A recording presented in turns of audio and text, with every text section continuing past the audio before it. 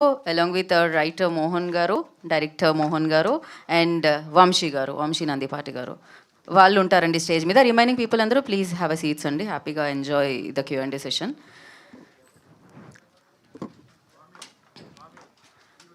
Okay అండి, take a seats, have a seats. కూర్చోండి కూర్చోండి. వచ్చిన వాళ్ళు కూర్చోండి, చైర్స్ వస్తున్నాయి రిమైనింగ్ పీపుల్కి, don't worry.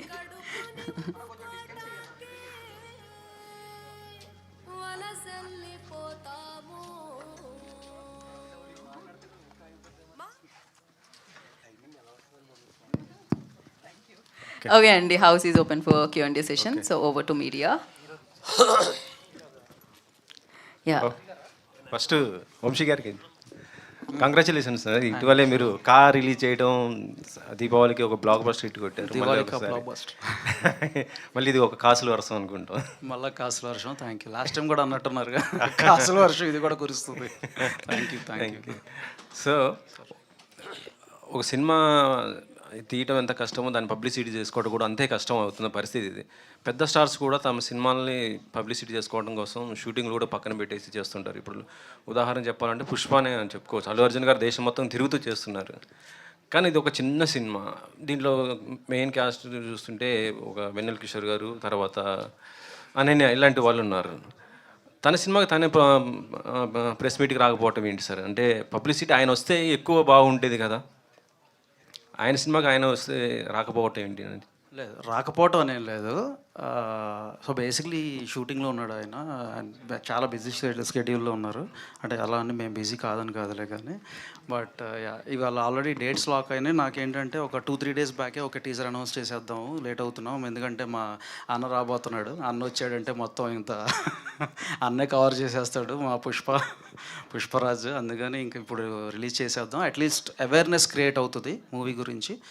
And Pushpak doors open చేసి ఆ తర్వాత ఒక 10 డేస్కో 12 డేస్కో అప్పుడు మళ్ళీ then we can start back promotional activity అన్నాం. So he'll join then. రాకపోవటం అంటే ఏం లేదు, రావాలనే కోరుకున్నారు. అంటే దీనికంటే ముందు జరిగిన ఈవెంట్ కూడా ఆయన రాలేదు అసలు? అవునా, నాకు ఐడియా లేదు. యా, అప్పుడు యూఎస్లో ఉన్నారా? సో ఓకే, అది కిషోర్ గారిని అడగొచ్చు కదా. ఏది ఆయన వస్తే అడుగుదేమో, ఆయన రాలేదు కాబట్టి అడుగుతున్నాను. నెంబర్ ఉంది కదా. Okay sir. డైరెక్టర్ గారు, చంటబ్బాయి తాలూకా అంటున్నారు. గతంలో మనం చూసాం మెగాస్టార్ చిరంజీవి గారిది చంటబ్బాయి. అదొక ఫన్, మంచి కామెడీ ఎంటర్టైన్మెంట్, చాలా బాగా చేశారు కదా.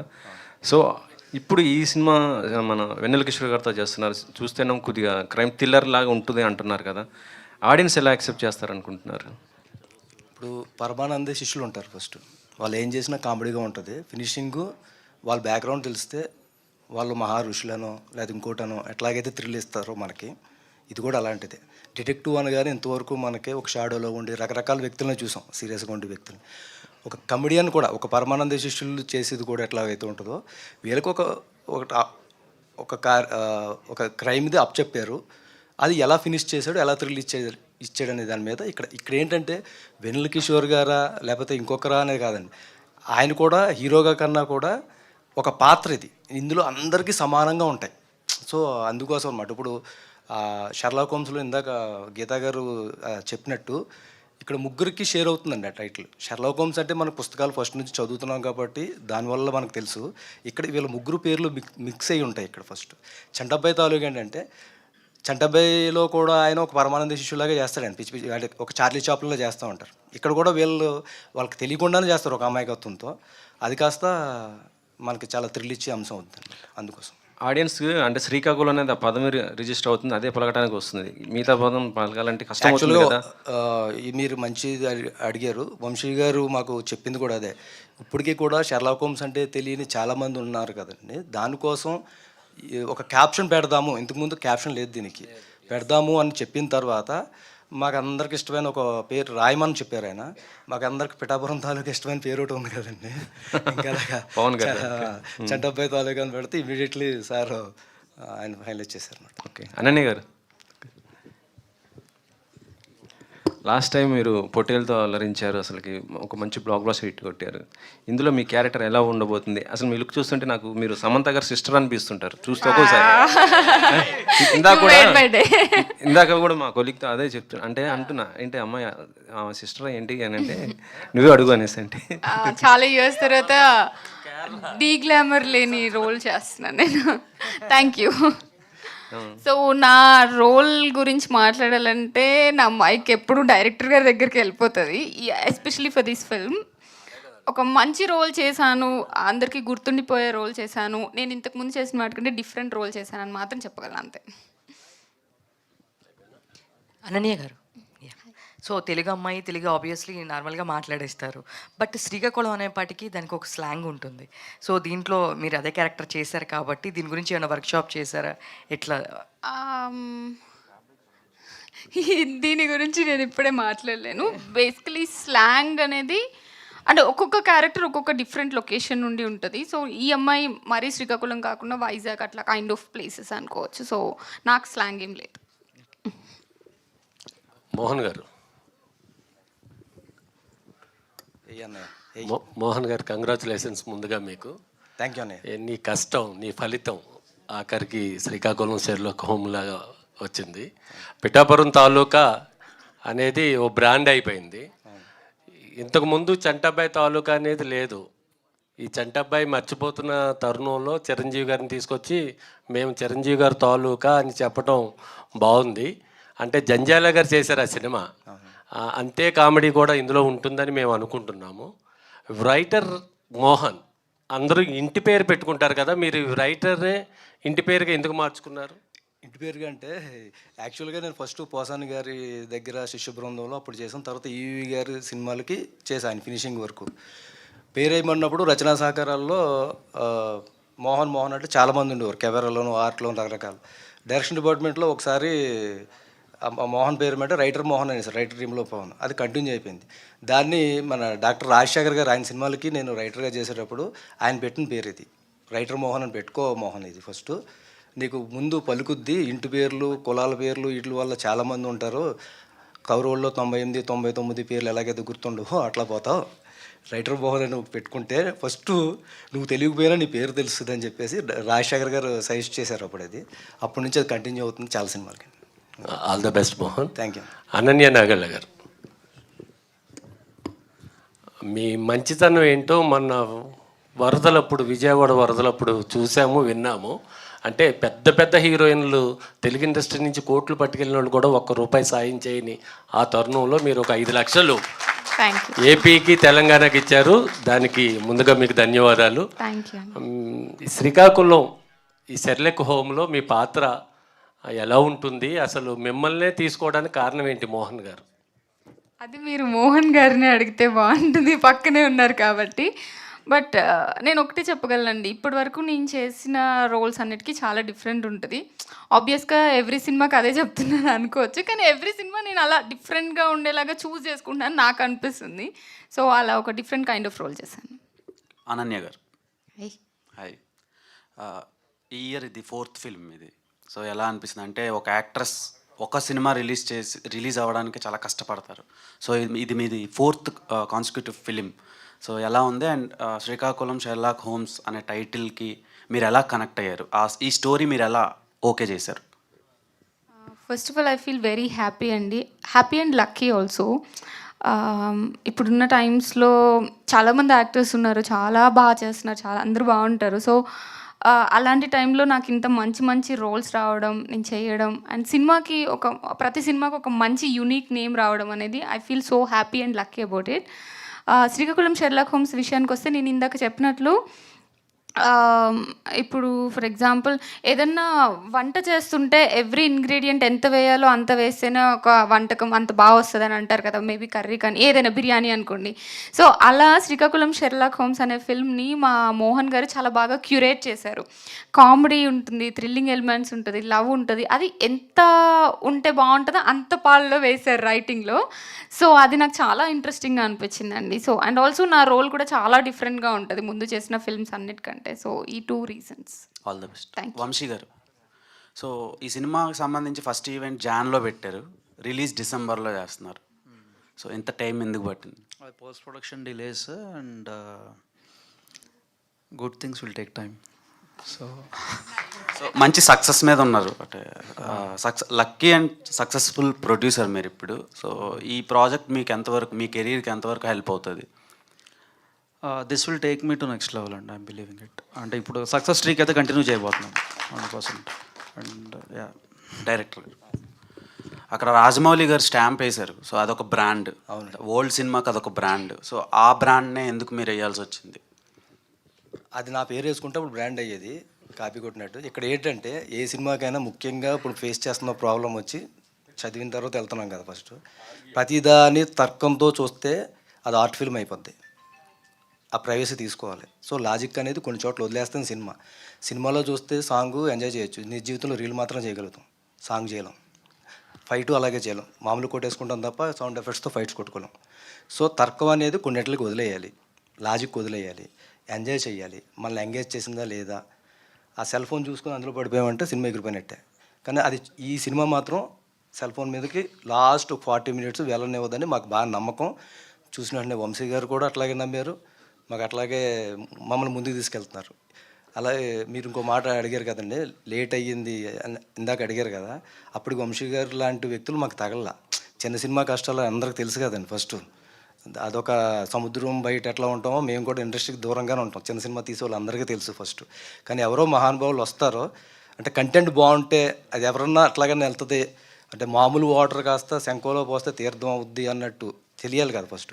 ఇప్పుడు కొంచెం అటెన్షన్లోకి వచ్చాము, అరట్లోకి వచ్చాం. కంటెంట్ ఉన్నా కూడా బయటికి తీసుకొచ్చే వాళ్ళు ఒకళ్ళు కావాలి కాబట్టి మాకు ఆ రోజు చూసిన తర్వాత హ్యాపీ అనిపించింది.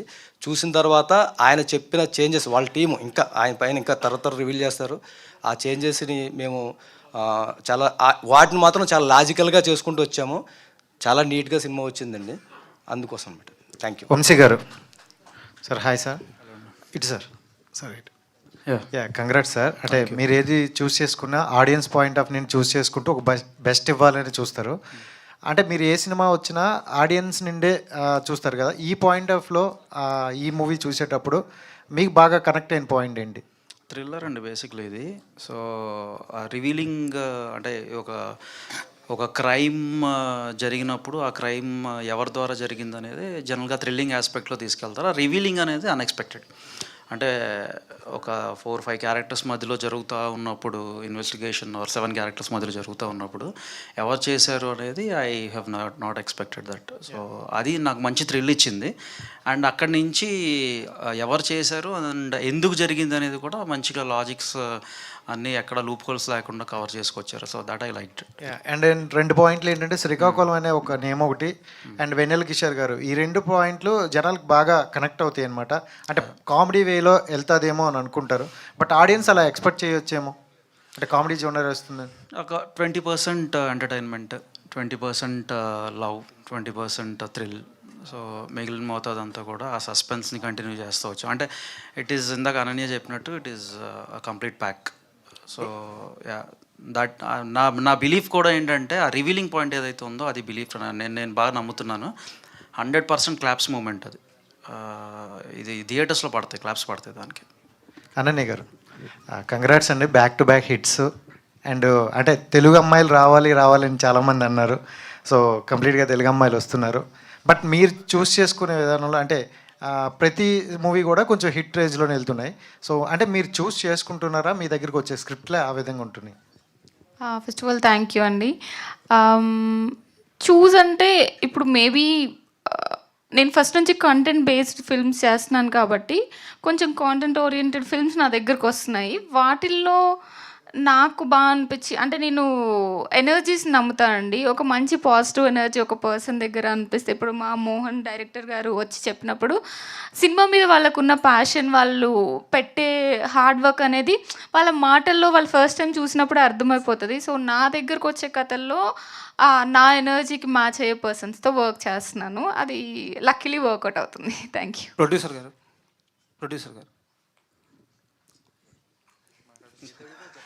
నా పేరు రాజా అండి, ఐడ్రీమ్ నుంచి. ఓకే, మంచిదండి. మీది ఫిలిం బ్యాక్గ్రౌండ్ కాదు అని చెప్పారు.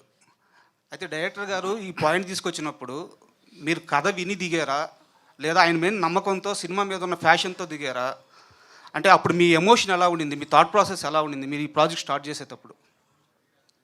మొదటిగా ఆయన మీద నమ్మకంతో కథ విన్నాను. ఓకే. కథ నచ్చింది కాబట్టి తర్వాత మూవీ స్టార్ట్ చేశాను.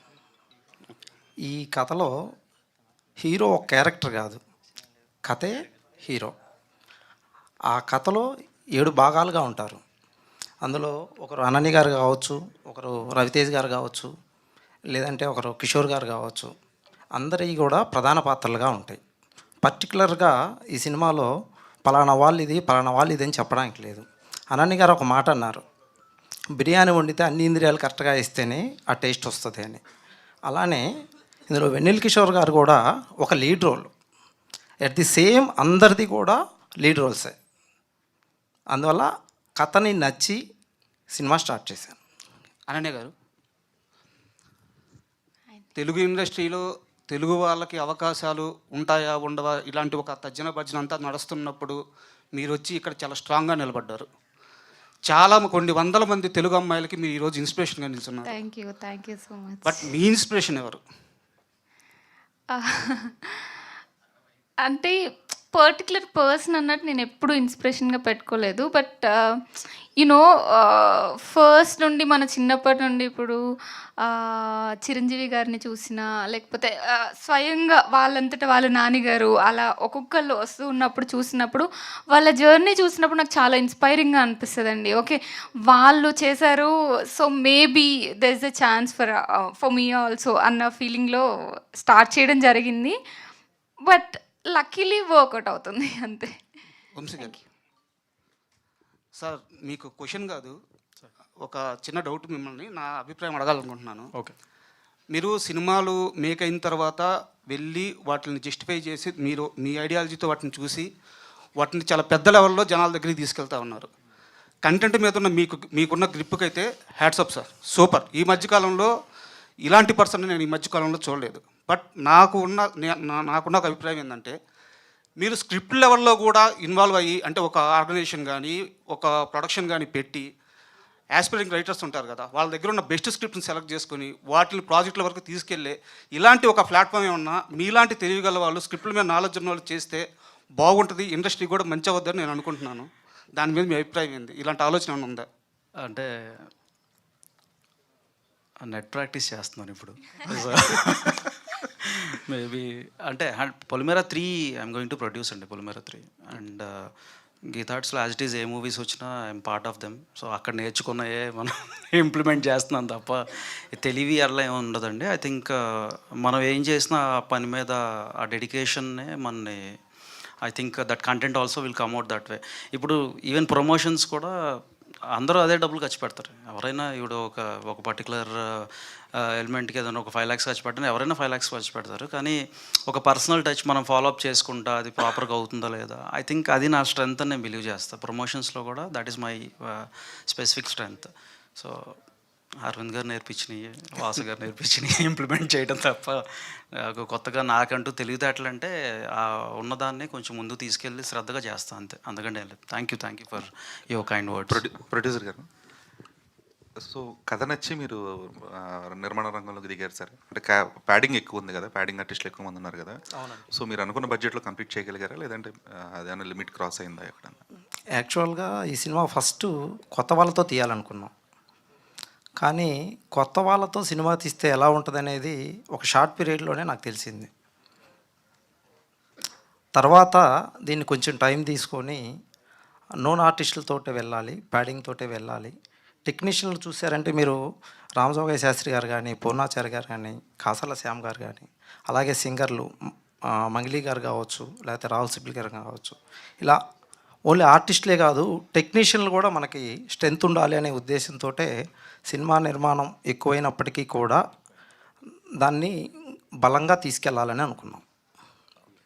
వంశీ గారు, సో ఇప్పుడు డిసెంబర్ 5th తర్వాత క్యాల్కులేషన్స్ మారిపోతాయి థియేటర్స్ రిలీజ్ టైంలో, ఎందుకంటే పుష్ప ఆల్రెడీ మొత్తం మార్కెట్ అంతా పెనిట్రేట్ చేసి ఉంటుంది. At the same time 25th robin hood కూడా రిలీజ్ అవుతుంది. సో థియేటర్స్ పెనిట్రేషన్ వరకు శ్రీకాకుళం షెర్లాక్ హోమ్స్ అనేది ఎన్ని నెంబర్ ఆఫ్ థియేటర్స్ వరకు రాబోతున్న అవకాశం ఉంది? అండ్ కలెక్షన్స్ మీద, ఎందుకంటే దీనికి హైయెస్ట్ టికెట్ ప్రైస్ ఉండడం వల్ల మోస్ట్లీ జనాలందరూ దీనికి స్పెండ్ చేస్తుంటారు అండ్ సంక్రాంతి సినిమాల కోసం వెయిట్ చేస్తుంటారు. ఈ మధ్యలో వస్తున్న గ్యాప్లో వస్తున్నారు. సో ఇది మీకు ఎంతవరకు రిస్క్ ఫ్యాక్టర్? క్రిస్మస్ కూడా మంచి సీజన్ అండి. సో బట్ ఒక పెద్ద సినిమా చూసిన తర్వాత అంత మళ్ళా జనాలు థియేటర్లు రావటం అంటే కష్టమే కానీ బట్ ఐ బిలీవ్ కాంపిటీషన్ ఉన్నా కూడా గుడ్ నెంబర్ ఆఫ్ స్క్రీన్స్ మనకు వస్తాయి. So close to 200 easily will go. Yeah, and కింద అంటే సిల్ సెంటర్స్ వరకు అయితే I don't think will go because Pushpa run ఉంటుంది. బట్ క్లోజ్ టు 200 ఈజీగా వెళ్ళిపోతాను నేను ఈ సినిమాకి. రాబిన్ హుడ్ ఇవి ఉన్న దట్ ఈస్ స్టిల్ ఫైన్. మనకున్న థియేటర్ సెటప్ ఒక 3-4 మూవీస్ని, ఇప్పుడు సంక్రాంతికి వచ్చే సినిమాలు కూడా 4 సినిమాలు వస్తున్నాయి సంక్రాంతి, అన్నిటిని అకామిడేట్ చేస్తున్నాం కదా. So this also will be accommodated, no doubt. అంటే సంక్రాంతి కంటే పెద్ద సినిమాలు కాబట్టి అకామిడేషన్ విల్ బి ఫైన్. చిన్న పెద్ద అని ఏం లేదు, మనం తీసుకెళ్ళేదాన్ని బట్టి ఉంటుంది, అదే చెప్తున్నా. ఎందుకంటే వాళ్ళు రిలీజ్ అయిన సినిమా ఒకటి రోటీ కపడా రొమాన్స్ అని, వాళ్ళు థియేటర్లు దొరక్క చాలా ఇబ్బంది పడి వాళ్ళు థర్స్డే రోజు రిలీజ్ చేసుకోవాల్సిన సిచ్యువేషన్ వచ్చింది వాళ్ళకి. అంటే మీలాంటి బ్యాకింగ్ అందరికి దొరకదు కాబట్టి. ప్యాకింగ్ అట్లా కాదు, రోటీ కపడా రొమాన్స్ నాకు ఐ డోంట్ నో అండి ఎవరు డిస్ట్రిబ్యూట్ చేస్తున్నారో. But I'm confident that will get 200 screens, 100%. 200 screens డెఫినెట్గా వచ్చేస్తాయి మనకి. మోహన్ గారు సార్ ఇక్కడ సార్ టీజర్ చూస్తున్నప్పుడు మన నవీన్ గారిది సాయి శ్రీనివాస్ ఆత్రేయ అది స్ట్రైక్ అయింది సార్ నాకు. దానికి దీనికి సిమిలారిటీస్ ఏమున్నాయి అంటే ఏమన్నా? మీరు అనుకోవడమే సిమిలారిటీ, ఇంకేం లేదు. అంటే దాని సంబంధం సేమ్ అదే స్ట్రైక్ అయింది నాకు స్టోరీ విషయంలో, కానీ ఏం డిఫరెన్సెస్ ఏమున్నాయి? అట్లాంటిది ఏముంటుంది, థ్రిల్లర్ అంతే. అది థ్రిల్లరే, డిటెక్టివ్ ఇది డిటెక్టివ్, అది థ్రిల్లరే ఇది థ్రిల్లరే. ఇంకొకటి శ్రీకాకుళం స్లాంగ్ పెట్టడానికి అదే పెట్టడానికి రీజన్ ఏంటి సార్? అంటే ఇది యాక్చువల్గా అందులో చెప్పాం కదండి, రాజీవ్ గాంధీ గారు మర్డర్ అనే దాని మీద నుంచి స్టార్ట్ అవుద్ది అనేది. అంటే ఇది ఫిక్షను నాన్ ఫిక్షను కలిపి రాసుకున్న కథ అండి ఇది, మిక్స్. అంటే షెర్లాక్ హోమ్స్ అనేది మనం ఫస్ట్ నుంచి చూస్తుంది ఫిక్షనల్ క్యారెక్టర్, అది నిజ జీవితంలో ఎవరు లేరు, అతను ఫాలో అయ్యి వచ్చింది తప్ప. రాజీవ్ గాంధీ గారు అనేది ఆ 1991లో జరుగుద్ది కదా. అప్పుడు మే 21 ఆయన రాజీవ్ గాంధీ గారు విశాఖపట్నం వచ్చారు. అప్పట్లో వచ్చి వెళ్ళిన తర్వాత చనిపోయారు.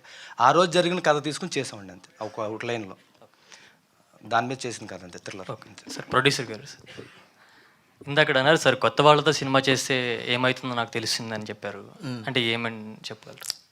షూటింగ్లోనే అయిపోతున్నాయి. ఓకే, షూటింగ్ తీసిన తర్వాత 50% సినిమాలు షూటింగ్లో అయిపోతున్నాయి, 20% పోస్ట్ ప్రొడక్షన్లో అయిపోతున్నాయి, 10% బయటకు వచ్చిన తర్వాత అయిపోతున్నాయి.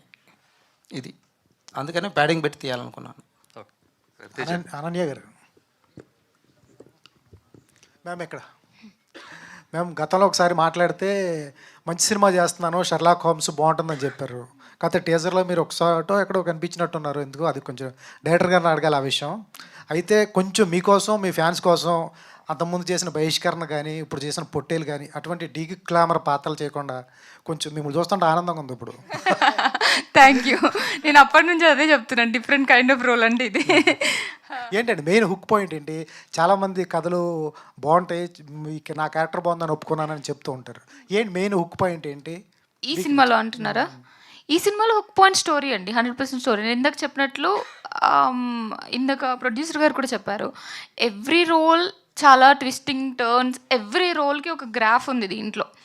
ఓకే, మీరు ఒక చిన్న రోల్ తీసుకున్నా కూడా ప్రతి దానికి ఒక గ్రాఫ్ ఉంటుంది, ప్రతి ఒక్కరి క్యారెక్టర్లో షేడ్స్ ఉంటాయి, అవి చాలా మంచి కాన్సెప్ట్ అనిపించింది నాకు. సూపర్. రవితేజ గారు సార్, సెక్లైట్ కదా సార్, మంచి సినిమా ఆ టైంలో బాగుండేది, మంచి ఆర్టిస్ట్ మీరు సార్.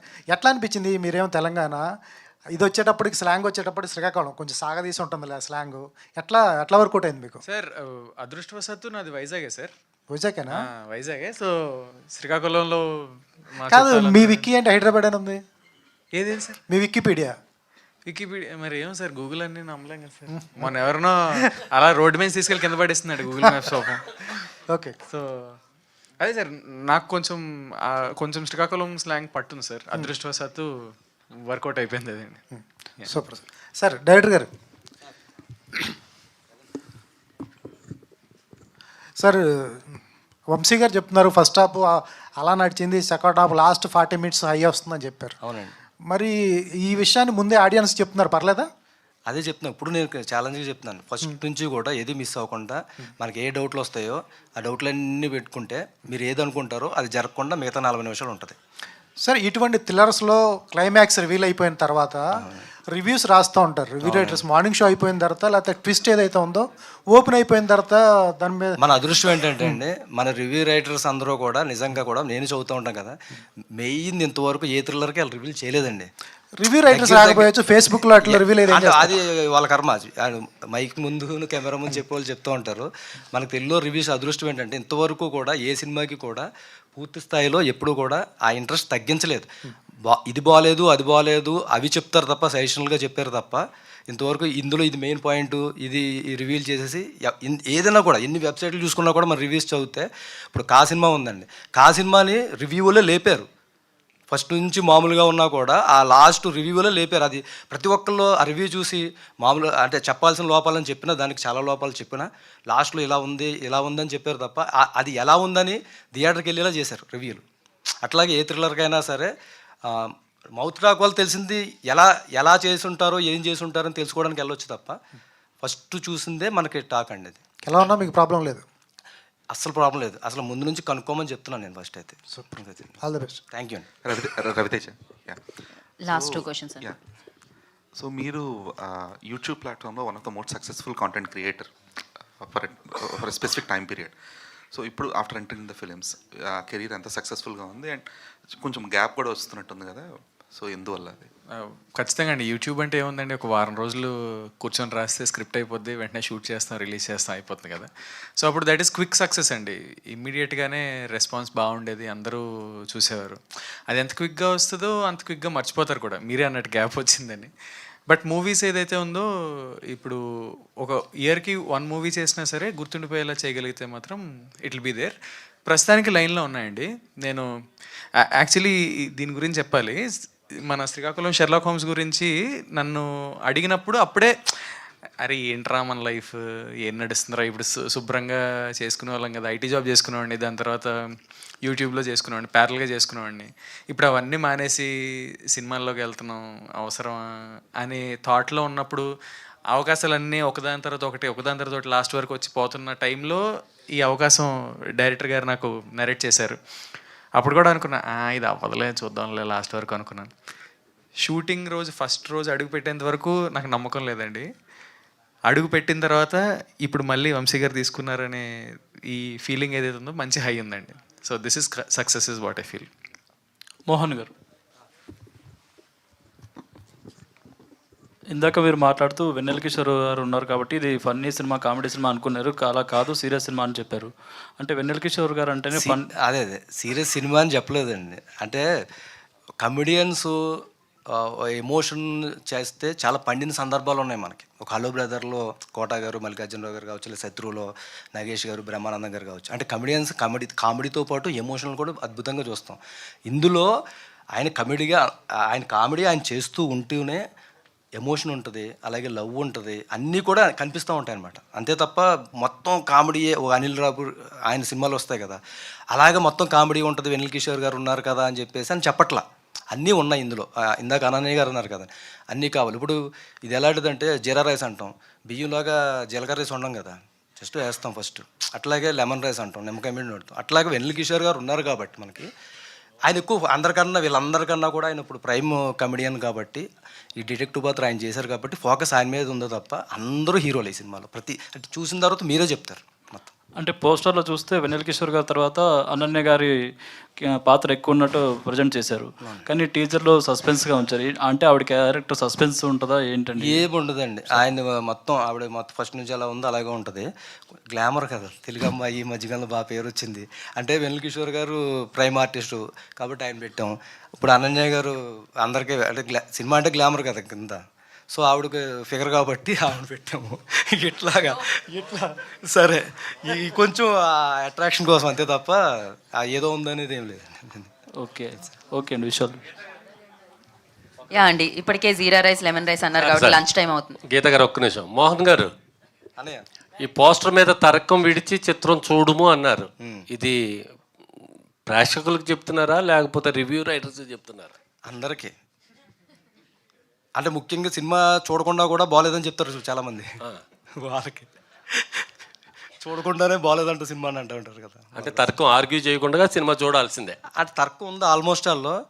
ఇది ఒకటి వేద్దాము, కంటిన్యూ చేద్దాం ప్రతి సినిమా కానీ నేను పెట్టుకున్నాను. బాగుంది, తెలుగులో వేయటం అది ఇంకా చాలా బాగుంది. కాకపోతే ఈ సినిమాలో ఏదైతే చెప్పానో తర్కం విడవమని, తర్కంతోనే చూడమని చెప్తున్నాను. ప్రతి దానికి లాజిక్ ఉంటుంది, ఫస్ట్ నుంచి ప్రతి దానికి పాయింట్ ఉంటుంది. మన శ్రీకాకుళం సెర్లక్ హోమ్కి ఆదిత్య మ్యూజిక్ వారి యాడ్ అవటం ఎంతవరకు ఉపయోగపడుతుంది మీకు? చాలా, అలా పెట్టగానే అట్లా అసలు వాళ్ళకు 3 కోట్ల మంది సబ్స్క్రైబర్స్ ఉన్నారనే మా ప్రొడ్యూసర్ గారు ఇచ్చారు. First time Aditya music question వచ్చింది. Thank you so much Niranjan గారు, మాధవ్ గారు, హ్యాపీ ఫీల్ అయి ఉంటారు. And thank you. మనం లంచ్ చేద్దాం, దాని తర్వాత ఇంకా ఇక్కడితో ఈ కార్యక్రమం సమాప్తం. December 25 save the date. Srikakulam Sherlock Holmes మిమ్మల్ని అందరినీ పలకరించడానికి మీ ముందుకు వచ్చేస్తుంది, చంటబ్బాయి తాలూకా. So thank you so much. Today's event by Shreyas media. This is Geetha వగా సైనింగ్ ఆఫ్. Thank you.